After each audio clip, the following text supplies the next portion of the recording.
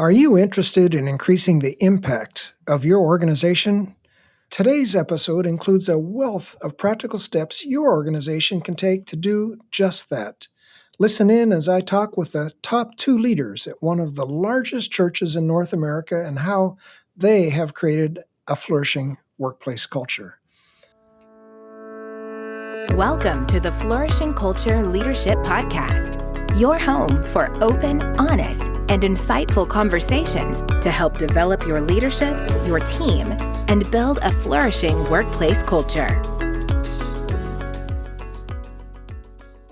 A flourishing workplace culture provides an environment for your staff to thrive and builds commitment to a vision and strategy for your organization. And today on the Flourishing Culture Leadership Podcast, we're going to consider how engaged employees want to grow with your organization rather than looking for jobs elsewhere.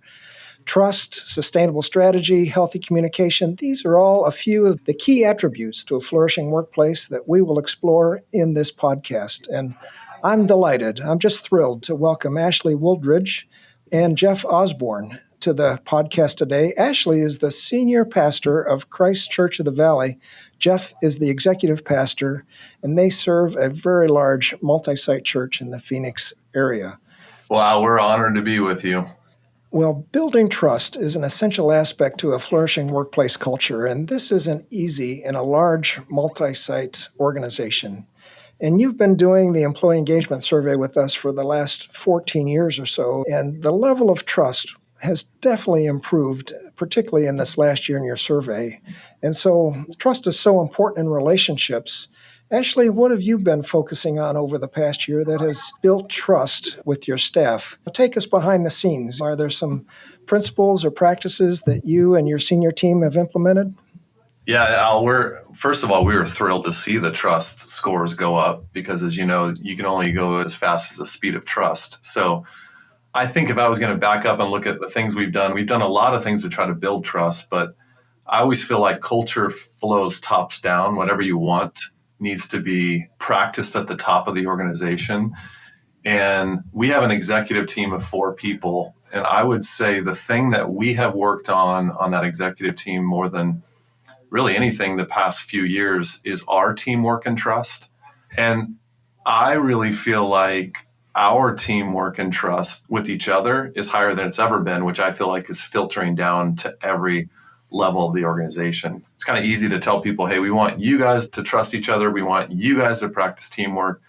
But if they're not seeing that at the top, they don't really sense it's happening at the top, it will not happen anywhere else in the organization. And so I can truly say, and Jeff is one of our executive team members, and I think Jeff would say this as well, we really do trust each other. We really do operate as a team, and more so now than we ever have. And I really think that's reflected throughout our whole entire organization. Well, Ash, is it ironic? Just this morning, Al, in our executive team meeting, we were talking about our 2022 performance, and Ash was talking about this very thing, teamwork and trust.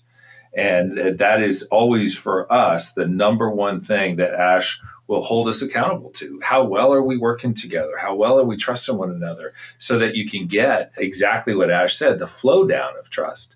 And it starts with us in that conference room like this morning, making sure that's a priority for us. Yeah, I love that. As you say, trust flows downhill. So this last couple of years with your top leadership team, what are some things that you've done to actually then improve the level of trust?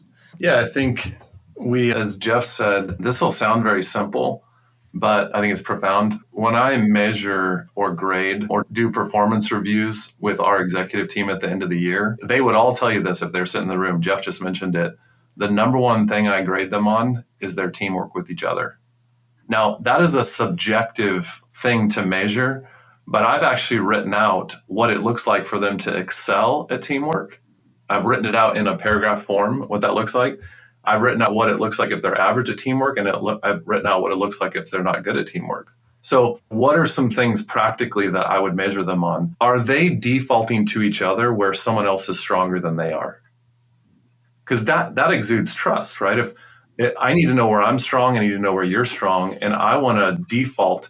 Jeff is much stronger than I am in so many areas. So am I, as a part of our executive team, am I defaulting to Jeff and say, Jeff, I trust you on that one. You're better than me. You run with it. That is so, again, you can still grade that because you can see the behaviors. Is that happening? Or am I holding on to everything, or other people on our executive team holding on to everything? So we grade that. I grade that at the end of the year, and they know that's the number one thing I grade them on. They could hit every other metric in our church, our baptism, our number of groups, people serving, our attendance goals.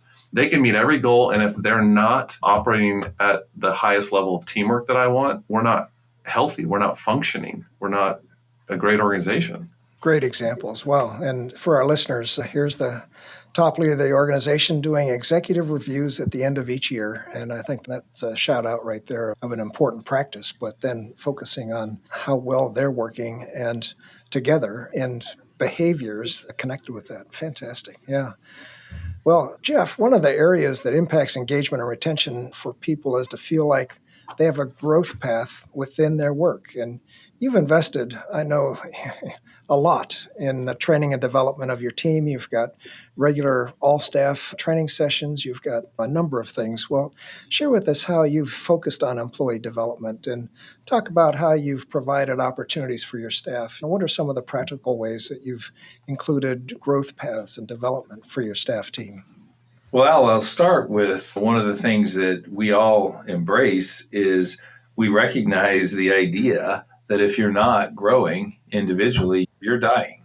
And so we have in place for all of our employees something called an individual growth plan. And part of that is to say, yes, we want objectives for you, but if you don't have a growth plan that's going to develop you in wherever you are, and that includes all of us, including at our level, if we stop growing, we die. And so it's super important that we put that in place. So we put that structure as a part of our performance management process to say, yes, we have objectives, but then we're going to focus one of those core objectives on your individual growth. And so we have had consistent feedback from the Best Christian Workplace Survey for probably the last 3 or 4 years that there's just not enough training and development. So we heard that message loud and clear. And so part of what caused that is we were growing pretty fast. We now have about 483 people. So when you grow at that rate, it's real easy to just bring someone on the team, throw them in and say, get in the game, just start shooting the ball, and we'll let you know if it's right or wrong. And so we put in a few really intentional things over this last year and a half. One of them is a set of leadership fundamental courses. We realized a lot of our people leaders have never led anybody before. So how to manage results, how to manage your team, how to empower, how to communicate. Do you do one-on-ones? How do you do that? So we put that in place, and we've established that for all of our people leaders. And then we recognize that about half of our staff are from the marketplace. And so they might not know exactly how to be comfortable in a pastoral role. So we created these key ministry skills courses. So they know how to do a baptism, how to talk somebody through a crisis, a trauma, a tough issue, whatever the case may be. And then thirdly, we created something called role certification.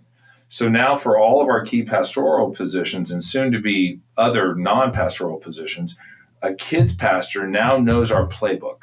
Instead of, again, saying, let's just watch. You shadow somebody, kind of watch what they do. They may be shadowing someone that doesn't do it the way we'd like them to do it. So we now put them all through role certification. It's not bureaucratic. It's not complex. It's actually freeing because it's like, oh, thank you for the roadmap. I know how to be a kids pastor because I've never done this before. And those couple of things have been great. And Al, we just now are rolling out an implementation of our learning management system, but it's also a knowledge database. And it allows us to put everything in there, where everything from how to fill out an expense report to how to do a baptism, it's all in there. And that includes podcasts and resources and books. And so we've really doubled down on the feedback we've heard from our team. It actually improved this year in our survey. I think people have seen the investment, and now the hope is they apply. Just like our approach with sermons, we don't want to just teach them something and get it in their heads.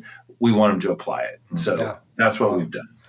Wow. So you've listened to the feedback from your staff. You've built these 3 key initiative leadership foundations, key ministry skills, role certifications, and gosh, your scores. It seems to be working, right? I mean, that's the beauty of measuring. And so many times you put programs in place and you don't know if they're effective or not. But yeah, you can actually tell based on how people react to an engagement survey. Yeah, that's great. Wow. Well, Tara Vandersand, our consultant who works with you guys, and we think Tara is absolutely the best. We do too, by the way. Yeah. Can we shout that out as well? Yeah, She's amazing. She has been the most humble and most strategic partner, and we just want to shout out to her. She's been awesome. Yeah. And she also works with other large multi-site churches, which helps even give her better insights into your situation. So the number one question that she gets from large churches is, how can we keep everyone focused on a sustainable strategy? And particularly in this last season with COVID and so on, that's been a key issue. It's been hard to keep people going in the same direction. And your survey scores show that you're doing a great job at this. And I know sustainable strategy is something you've done well over time. So how do you keep people focused on the main thing? Ash, how about you? Where do you want to start? Well, I would start with, first of all, you have to have a main thing. I'm of the opinion that most churches are so scattered in their approach and their strategy that no one's really clear on what the main thing is. And I think that's the job one of a leader, is to really make sure that you are clear on, this is our focus. This is our main thing. And that sounds simple, but that takes a lot of work and it takes a lot of repetition with your staff. So I think number one, you need a main thing. Number two, you have to keep communicating it over and over again until probably you sound like you're blue in the face. And then I would just say this too. I think your strategy, or whatever your main thing is, it needs to be simple. It can't be too complex. So, you need to have one, but it needs to be not so complex. Like you should be able to walk up to your staff and say, what really is not just our vision or mission, what is our strategy? And we've tried to work really hard to boil that down to basically, we have these 5 things that make up our strategy, and we just keep talking about them over and over again so it's clear. Yeah, share with us real quick what those 5 things are, just to give people an idea. I'll back up just because they support our vision and mission. Our vision is to reach the entire valley for Christ. That's our vision. It's a big vision. Phoenix is the 5th largest city in the country, and we want every person in our city to hear the message of Jesus. And our mission statement is win, train, send. We exist to win people to Christ, train believers to become disciples, and send disciples to impact the world. And that's great. A lot of churches have a vision and mission. You stick it up on a wall and say, that's awesome. But our strategy to help accomplish that vision and mission, it's these 5 things. We need to expand our reach and footprint. So if we want to reach our city, we need to have more buildings and space to actually reach more people. Number 2 is we want to build a strong team and culture. So what we're talking to you about right now matters so much because we know that culture eats strategy for breakfast. So we're going to build a great team and we're going to invest a ton in our culture. 3 is we want to see people take their next steps. So everything we do as a church is actually centered on helping people take their next step in their faith. And so that's a strategy of ours. And it's in the center of those 5 because it's the most important.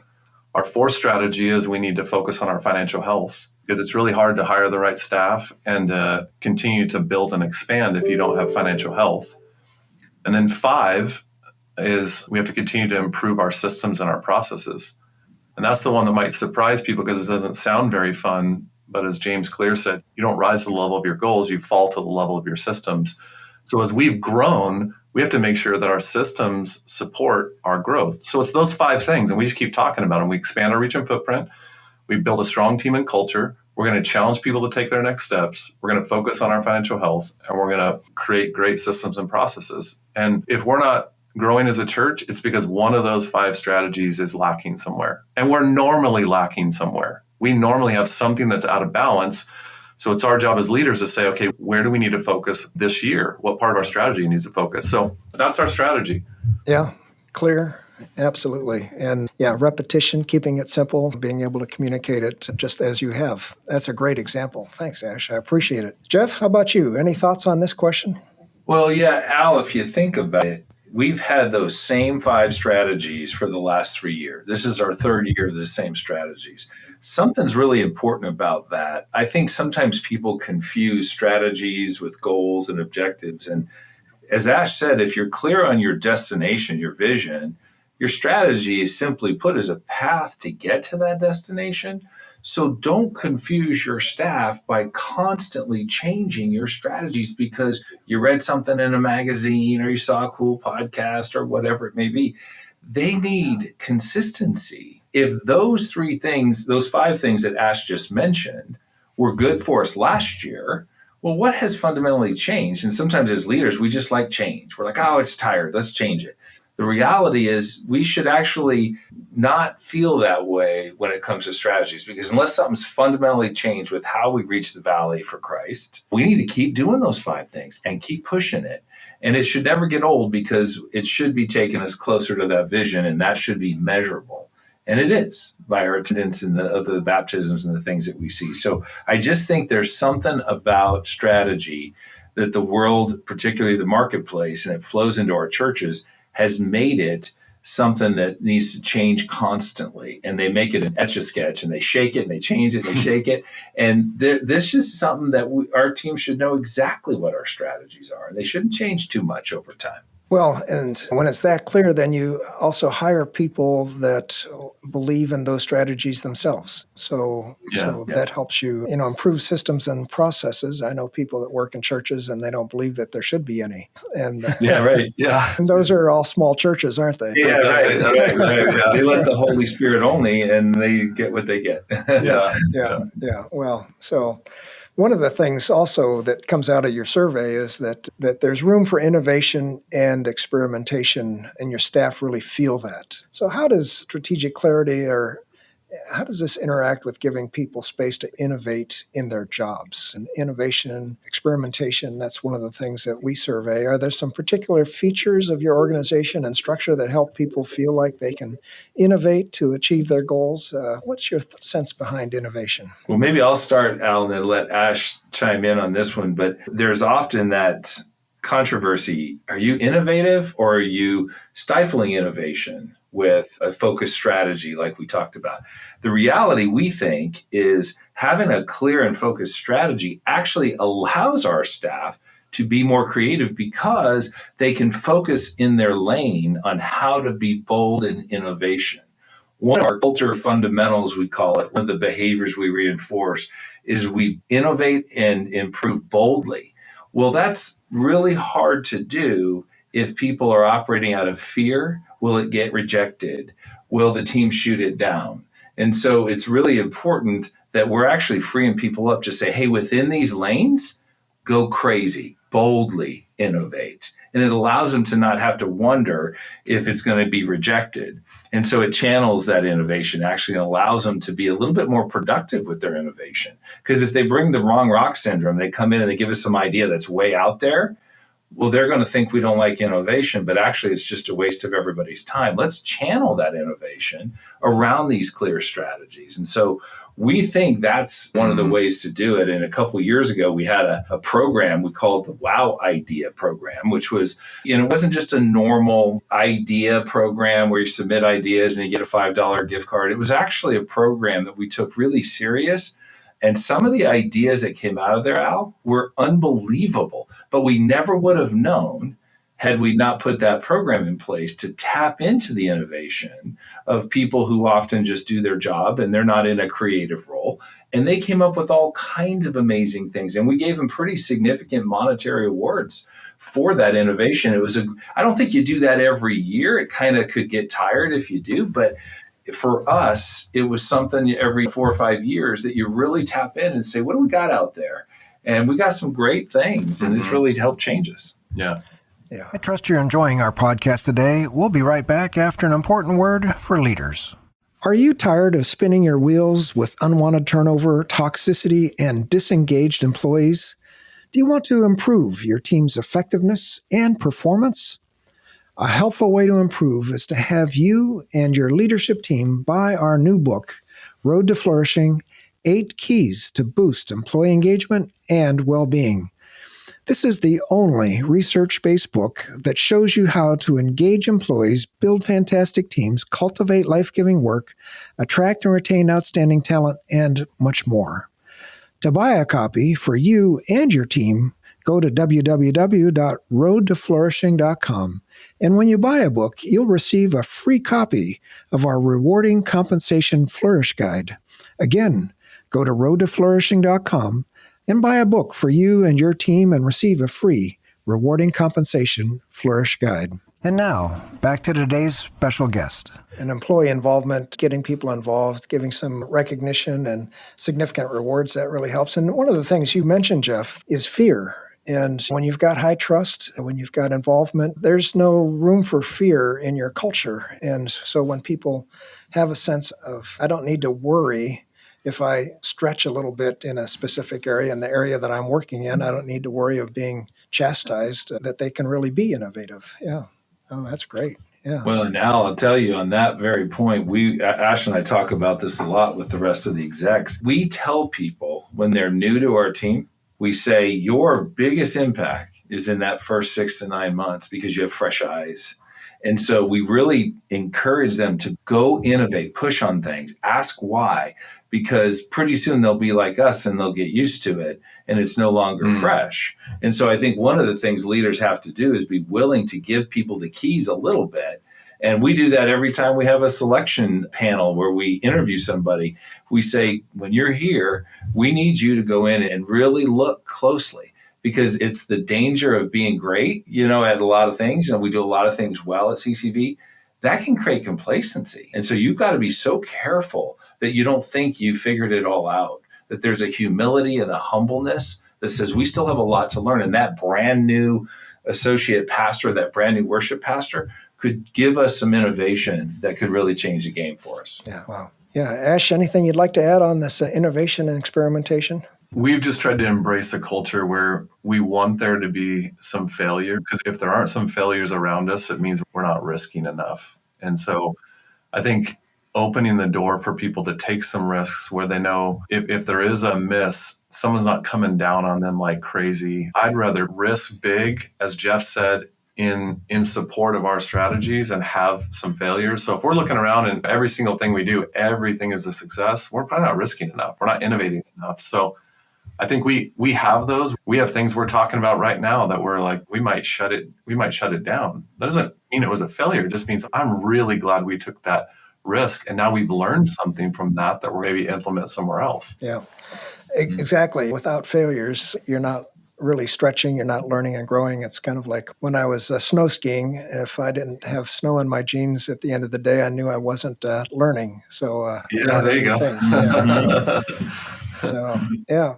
Healthy communication's another area that you guys do so well in, and communication can be really complicated in a large multi-site organization. And some of our listeners might be struggling with communication between their central site and their satellite campuses, or even in smaller organizations between teams. And this is an area where Christ Church of the Valley showed significant improvement over this past year. So what are some of the practical steps that you took in this past year or two to focus on healthy communication where people are involved and so on? Share what you've learned so that our listeners can take some positive steps as they listen.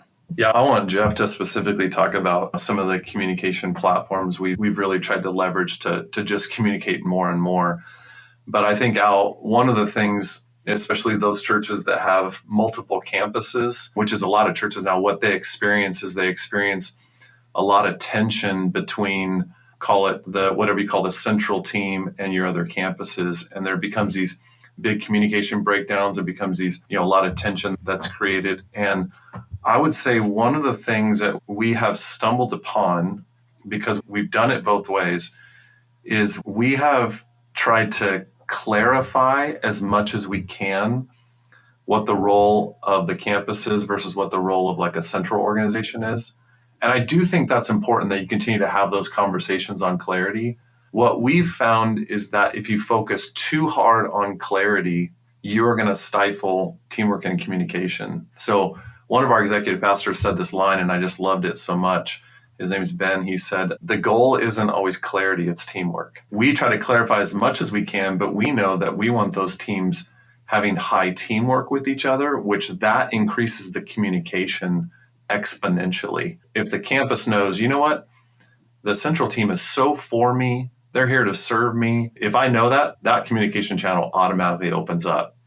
And if the central team knows, hey, the campus team, they trust me, they're going to respect me, well, that opens up the communication channel as well. So I just say, again, I'm not saying don't focus on clarity between the two teams, but what I found is that if you focus too much on clarity, everyone gets in their lane and their bubble, and it's almost like you push everybody out. This is my lane. You told me this is my decision to make. This is clear. It's like you focus everything on clarity, where your goal actually isn't clarity. Your goal is actually teamwork. So make sure that teamwork goal you're focused on, and then you focus on the postures between the two teams, which I think helps communication exponentially. So good. So good. And that posture is really helping, I think, get our scores and people get there. It's the heartbeat of what we're trying to do. So that's great. There are a couple of things, Alan. Again, this is not necessarily that you were asking for this, but I'll say it again. Communication came out in our survey as something we needed to work on. And so we had to implement a few initiatives. And so we had to do some simple things. We had cross communication between central and campus. We had cross departments and even leader to staff. Because again, remember, many of our staff have never led anybody before. So we had to put that communication training in place for all of our people leaders to say, doing one-on-ones and doing something we call a quarterly performance huddle, so there's no surprises at the end of the year. That's not a nice to do. That's your job as a leader. You owe it to give your staff clarity. Am I performing as you expected? Have the expectations changed? Has our environment changed? Did we buy a new campus? Is there something new that went on? The world is not static. And I think sometimes, Al, we communicate something at the beginning of the year and we think, yeah, we told them that. But the world has changed greatly in 3 or 4 months. And so it's important, I think, on communication for us to keep reinforcing to our leaders through those communication trainings the essence of making sure that you stay relevant with your staff. The other thing we did is we implemented a platform. Ash mentioned when we have 13 campuses and a central team, people are on the move a lot. They're not just sitting at their desk.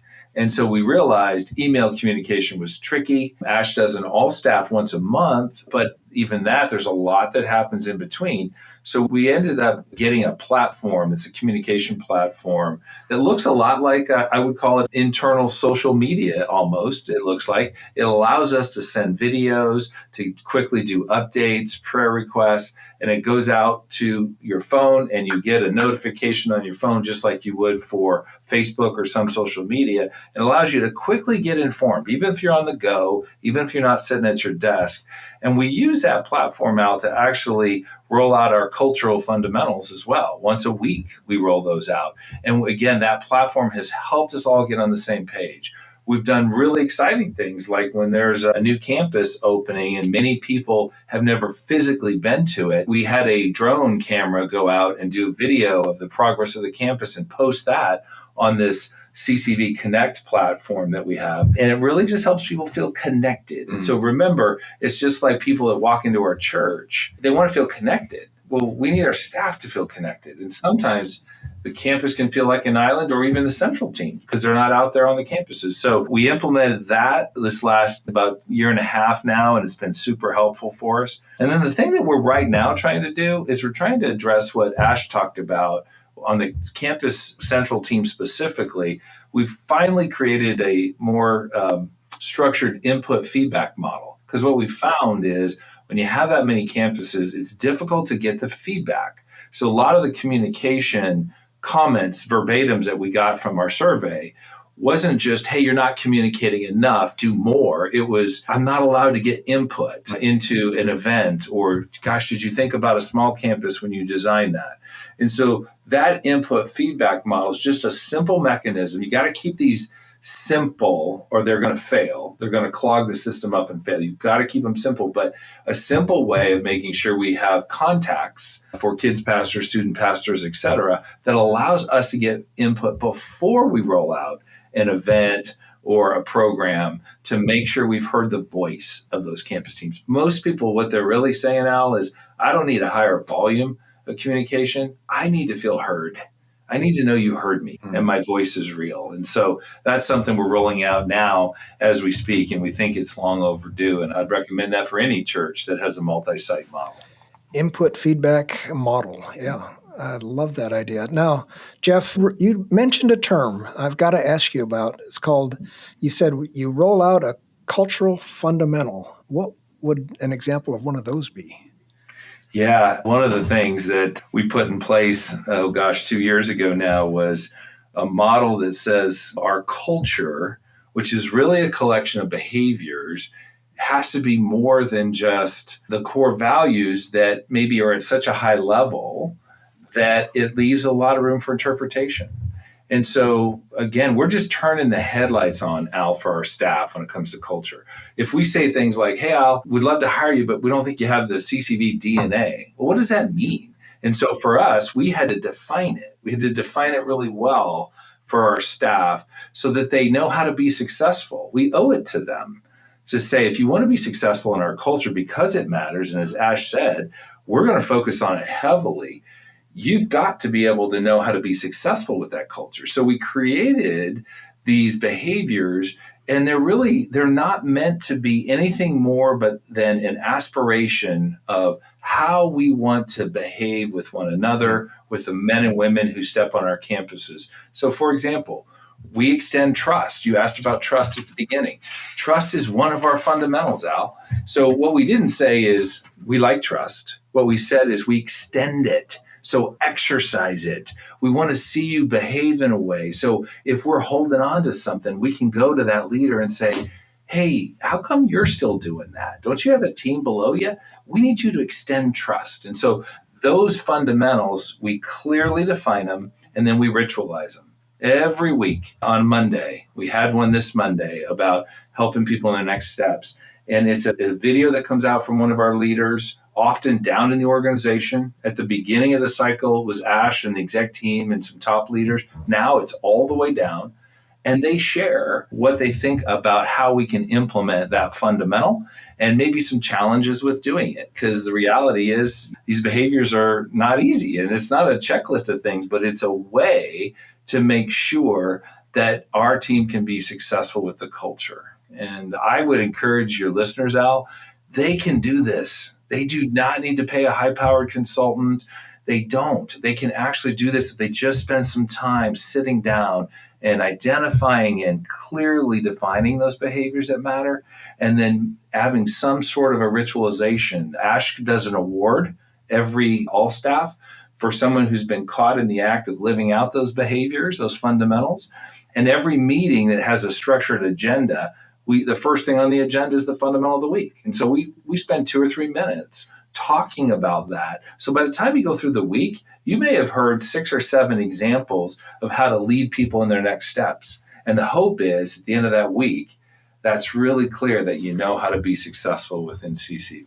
So Ash, Jeff just really outlined a very practical approach that you have to implementing your cultural improvement program. Can you flesh that out a little more for us, especially from your seat? Yeah, I just love that every single week we're talking about one of our fundamentals. So this fundamental goes out on video. You get to comment on it, which I comment on every single one as the leader of the organization because I want to show that I'm bought into it as much as anybody. And then we're talking about it during meetings, which sounds like, hey, why don't you start your meeting and dive right in? It's like, well, what's more important than the behaviors and the culture we want to create? So we're starting meetings talking about that, and then we're really trying to reward people who are living it out. So I think the only other thing I'd say on that, Al, and this isn't original to me, but culture is really made up of what you're creating, right? So those are those fundamentals we talked about. It's what you're rewarding, which we talked about rewarding those, those behaviors in different settings where we see people living them out. And then the third thing that creates your culture is what you allow.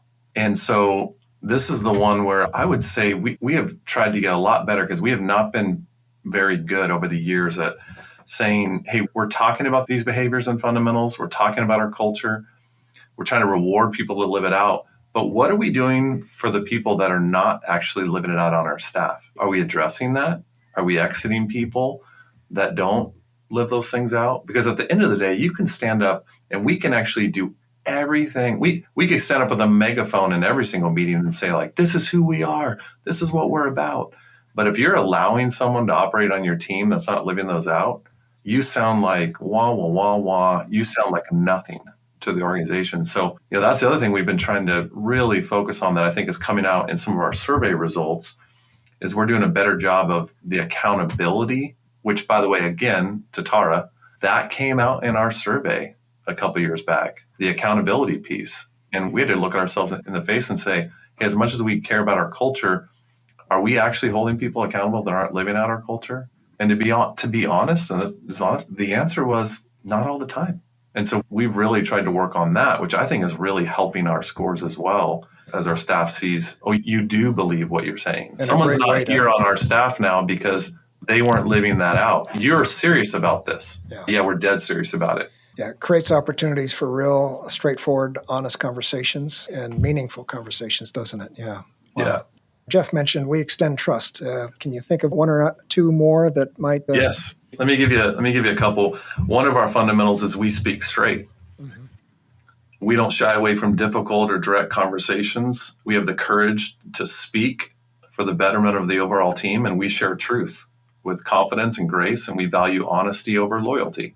So that's one of our fundamentals. We speak straight. So we might talk about that fundamental and say, are we speaking straight? Is there anything we haven't put on the table? What are you seeing around here we're not seeing? So that's one that we talk about a lot, which we think is really important. Another one is we exercise humility. And this is one where if you want good communication, if you want teamwork, none of that happens without the humility that we're called by God and Jesus himself to have. So we word that one this way. We check our title at the door. We never stop being a student. We get comfortable saying, I don't know. We apologize and make it right. We ask for another set of eyes. We're coachable and we're willing to learn. So when we talk about that fundamental, that's what we talk about. Like, are we exercising humility? And sometimes we have to look at each other and go, I wasn't. So. And we've got a survey question on humility, so we're able to give you some feedback on that ourselves. Yeah, right. Yes. Yeah, exactly. Exactly. So these are all fundamentals that we talk about that are designed to help us live out our core values as a church. And I just love the practicality of it, of just talking about them all the time and really trying to live them out. I've often defined, in fact, in my recent book, I define culture as the way we do things around here.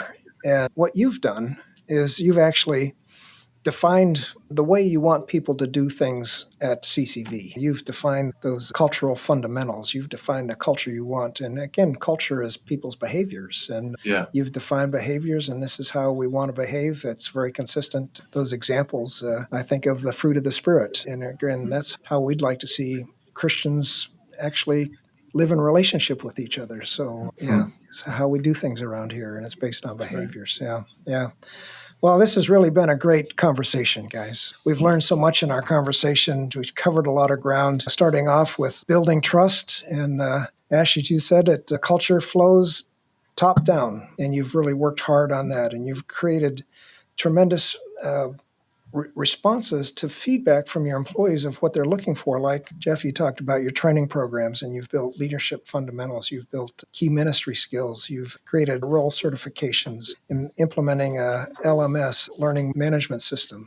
And then we talked about strategy, and you've got such a clear strategy. I love the 5 things, the 5 strategic keys that you have as an organization, how simple, how you're able to repeat them, how clear they are about what the main thing is. And innovation is so important in churches just to keep moving forward as communities and cultures change. Great communication discussion, and then these models for actually implementing your culture. Just a great conversation.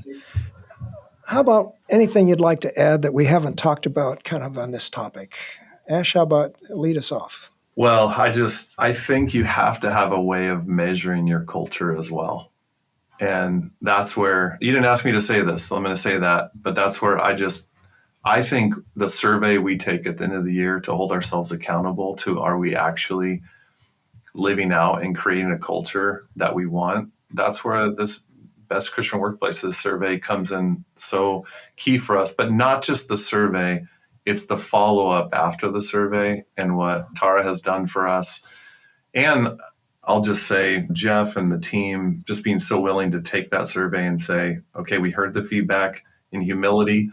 I don't even agree with the feedback sometimes on the survey from you know what I mean? Yeah, well, sure. But you know what I mean? But, Yeah. but Jeff's good to say, we're just like, let it speak to us. It is what it is. And I have to humble myself and say, it's what we're hearing.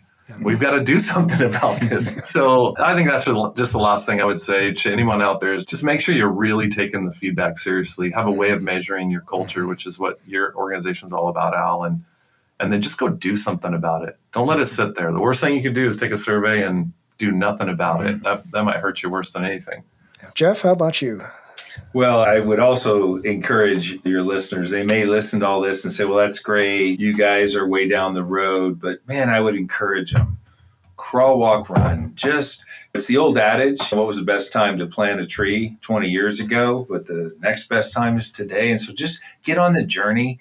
Don't worry about perfection. And maybe even they have to work on influencing upwards. Maybe their senior leaders are not quite as passionate as Ashley is about it. But just get on the journey and increase your circle of influence. And we want to encourage churches to just start and not worry about perfection and reach out if there's help and benchmark and ask people. But just get started on this journey because, man, it will make a difference if they do. And so I just don't want them to think that we've arrived and they can't get there. They absolutely can. Because they can move from wherever they are today to somewhere new tomorrow and take their survey data and start listening and do focus groups and talk to people. And they can make a difference right where they are. And we just encourage those churches to continue to be great. Ashley and Jeff, I want to thank you for your contributions today. Most of all, I appreciate your commitment to serving God's kingdom through the local church and the vision of winning the Valley for Christ. Thank you for taking time out of your day today and speaking into the lives of so many listeners. Well, thank you, Al. What you do matters, and we appreciate you. Thank you. The Flourishing Culture Leadership Podcast is sponsored by Best Christian Workplaces. If you need support building a flourishing workplace culture, please visit workplaces.org for more information. We'll see you again next week for more valuable content to help you develop strong leaders and build a flourishing workplace culture.